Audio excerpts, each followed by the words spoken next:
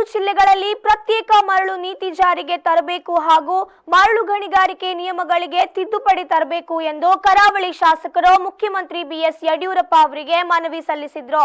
ಕರಾವಳಿಯ ಮೂರು ಜಿಲ್ಲೆಗಳ ನದಿಯಲ್ಲಿ ಮುಳುಗಿ ಮರಳು ತೆಗೆಯುವ ಕ್ರಮ ಬಹಳ ಹಿಂದಿನಿಂದಲೂ ಇದೆ. ಅದನ್ನ ಮುಂದುವರಿಸಬೇಕು. ಕರಾವಳಿಯಲ್ಲಿ ಸಾಂಪ್ರದಾಯಿಕ ರೀತಿಯಲ್ಲಿ ಮರಳು ತೆಗೆಯುತ್ತಿದ್ದು ಇತರ ಜಿಲ್ಲೆಗಳ ನಿಯಮಗಳು ಇಲ್ಲಿಗೆ ಅನ್ವಯಿಸುವುದಿಲ್ಲ. ಅದಕ್ಕಾಗಿ ನದಿಯಲ್ಲಿ ಮರಳು ಗಣಿಗಾರಿಕೆ ನಿಷೇಧವನ್ನ ತೆಗೆಯಬೇಕು.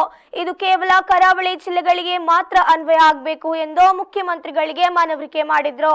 ದಕ್ಷಿಣ ಕನ್ನಡ ಜಿಲ್ಲೆಯಲ್ಲಿ ಭಾರೀ ವರ್ಷಧಾರೆಯಿಂದ ಅಪಾರ ಹಾನಿಯಾಗಿದ್ದು ಸಂತ್ರಸ್ತ ಕುಟುಂಬಗಳಿಗೆ ಪರಿಹಾರ ವಿತರಣೆಗೆ ಸರ್ಕಾರ ಪರಿಹಾರ ಧನ ಬಿಡುಗಡೆ ಮಾಡಬೇಕು ಎಂದು ಈ ಸಂದರ್ಭ ಒತ್ತಾಯಿಸಲಾಯಿತು.